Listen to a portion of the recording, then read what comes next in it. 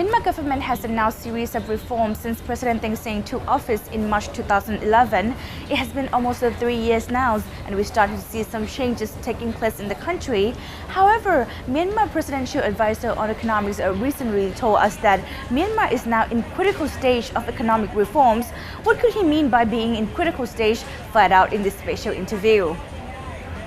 Talking about economic development, economic reforms in Myanmar, in which state Myanmar is in right now in terms of economic reforms? Well, I would say that we are at the very critical stage. How would you describe critical? Well, the critical because we are, first of all, we have the very strong leadership, especially the President Thein Sein, who is very committed to implement the reforms. At the same time, he also received support from popular leaders like Aung San Suu Kyi and also the 88 generation leaders and many other leaders within the country who are supporting his agenda for reform, which I think is a major requirement for our reform to succeed. So we already accomplished that. And then the next thing is, the first thing is the leadership. The next thing is about the strategy. And then the right kind of policies. And well, we are very fortunate that we receive all the helping hands from the institutions like IMF, World Bank, the ADB, as well as the many foreign governments who are willing to help us. And then also we got many talented opinion leaders. And then many of the Nobel laureates are also helping us because we also have one Nobel laureate, right? Right. So because of that, we also got the right kind of strategy and policy advice. Now it's very critical. The leaders there is a political will and a strong commitment from the leadership. We tend to have a very good strategy and very good policy framework. Now it's very critical that we implement them. So this is the hardest part. Right, exactly. It's about the implementation. I think now the country is trying to overcome the challenges of implementation. The main challenge is about the capacity.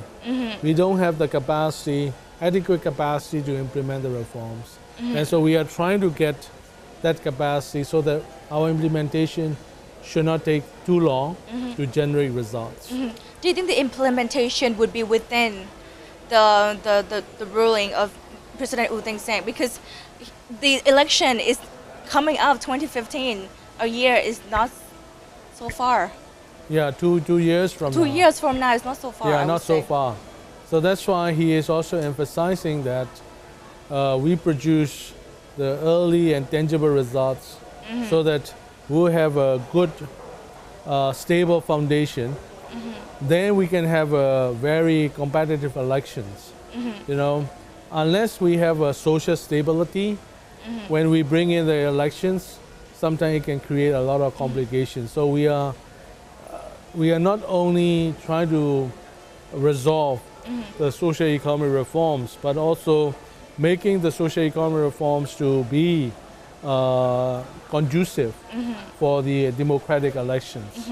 What are the key areas, the key priorities for President Thein Sein?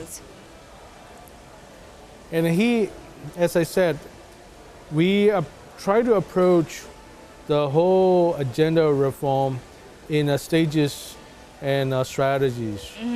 The first stage he mentioned is we need to lay the foundations. So he used 4 pillars. One is the political reform. Second is the economic reform.